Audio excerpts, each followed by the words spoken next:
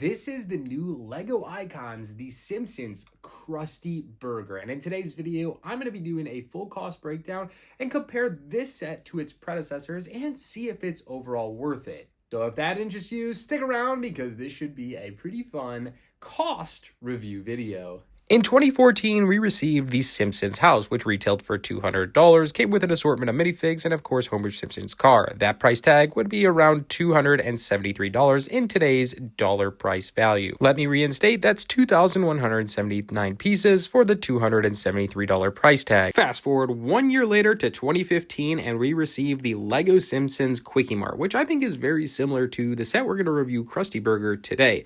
Now, this one also retailed for $200, and as today's economy goes, it'd be around $273 for the 2,179 piece set. And from 2015, we jump forward all the way to 2025, where we now have the brand new LEGO Icons Krusty Burger. In comparison, this set comes with 1,635 pieces, which makes it significantly smaller than the previous models we just looked at, and it's going to come in at a price tag of $210 modern day for a June 1st, 2025 release. This set does come with 7 minifigures versus the 6 minifigs included in the Simpsons house, as well as the Quickie Mart. The only 3 Simpsons character we are getting from left to right is going to be Homer, who has a new printed torso with a donut or shake stain on his shirt. We also have Bart Simpson, which is identical to the one we've seen in the Quickie Mart, as well as Lisa Simpson, who is also identical in the other past sets. The next 4 LEGO characters is going to be a brand new Krusty the Clown, which he's in a farmer attire, looks pretty good.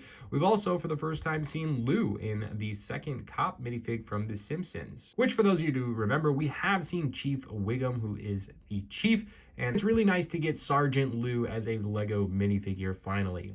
The next character here is going to be Jeremy Friedman. He is the actual employee of the Krusty Burger, the one who takes orders. I remember the iconic scene with the taxation where he's taking Homer Simpson's order, but I think he looks pretty good. He's better known as the high-pitched teen voice, and he has pimples all over his face, and I think LEGO did a pretty good job to establish that on his printing. And the bonus 7th minifigure is going to be Sideshow Bob. Now, I think they could have went with multiple personalities from him, and maybe in a jumper suit would have been pretty cool, but I think just getting this character realized in The Simpsons is a huge bonus. Already, just right there, we get an additional minifig versus the other Simpsons sets we've seen in the past. This is the Krusty Burger, and we do have a drive-through lane, so they had to include a car. Now, I think I would have much rather had, I guess, a reprint of the Homer Simpson vehicle, but this one is going to be pinked and decked out, kind of like a donut, but it's going to be Krusty's. But it's going to be a Krusty Burger car here, and overall fits 2 minifigures inside that you can have driving, and then the top is open, so it is kind of like a convertible. The trunk does open up to place whatever goods you need in. Overall, I think the car looks pretty mid. It feels almost not really like an Icons car. It could have used a little bit more detail, and it does have stickers as far as details-wise rather than prints.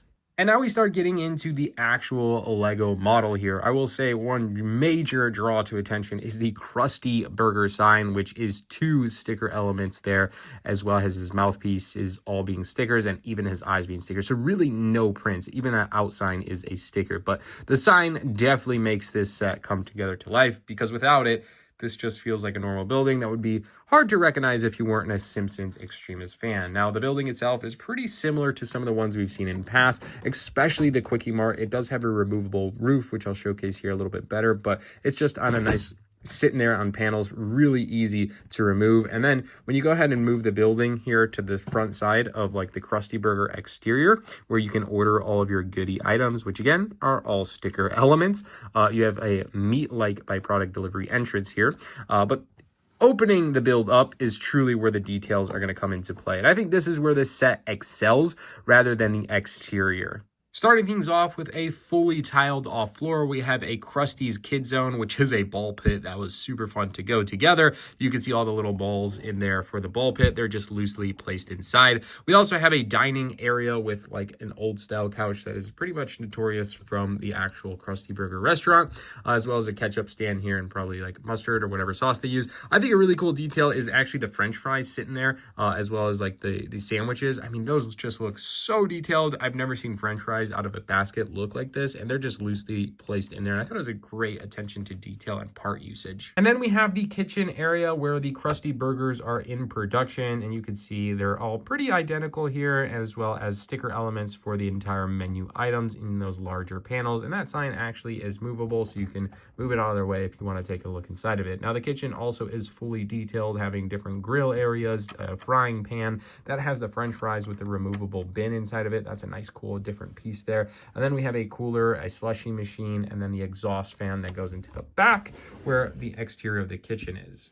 Moving into the other side, we have a restroom here, which you can see is pretty simple and straightforward. This panel is actually removable. That way you can get inside of it. Looks like there's a nice little water leak and no toilet paper hanging on the inside. And then the last section over here is going to be the drive-through stand where some of our employees can be working. And there's your drive-through window that you can deliver your food from. Aside from that, like I mentioned, the set goes together pretty easily. It's kind of like a dollhouse style where it just clicks into place with a Technic pin. And then if we take a look at the exterior, we already went through the exhaust fan here, the exhaust for the kitchen, and then the drive-through order menu. There's the pickup counter, and as we rotate this building around, this would technically be our front door entrance. We have some close-off windows here, a drop box for Krusty, maybe his garbage bin right there, and then this would technically be the front facade. I have some greenery in the front and nice open windows. And then finally on the back side is a couple sticker elements, but pretty bland on the back. Lastly, you can see everything inside of this pretty seamlessly, and then the roof piece literally just goes kind of like the Quickie Mart and has a couple different exterior points where you can get in through the roof, and then a fan up here probably for the kitchen. But other than that, it's pretty simple and straightforward. It's not locked down by all means and just rests pretty simply on top of those plates. As far as a complete model goes, I do love the fact that there's multiple different items that play into this. I will say the roof piece here is pretty fun build as well. It's built at a nice angle, and overall it hides the fact that the roof is just placed in there. I think it's a clever building technique and a great way to, you know, probably utilize less parts to establish a roof piece, because, you know, that could be quite expensive, and you can see that this is very thin and just plated, and that definitely should, in theory, help the price point of this set, which we'll reflect on here at the end. But for $40 less in $25, I think there probably could have been more to this set. And finally, the question you've been waiting for, is this set worth it? Well, to be honest with you guys, it's hard to justify at the $210 price tag that is offered, especially after the comparison of the Homer Simpson's house and the Quickie Mart. Now, I know they're very different models, but I think this speaks to a very niche audience, and I'm pretty sure you have to be just a major Simpsons fan to really want this set. Now, although I grew up on The Simpsons, I don't think that audience is me. I definitely could have done without this one, even though I'm very fortunate that the LEGO group gifted this set over for review. However, I just think there's by far better $210 LEGO sets on the market. So with that being said, let me know in the comments below if you're going to be picking this out and up. And if you are, you must be an extreme Simpsons fans, or you really want that kitchen build and the new Krusty minifigure.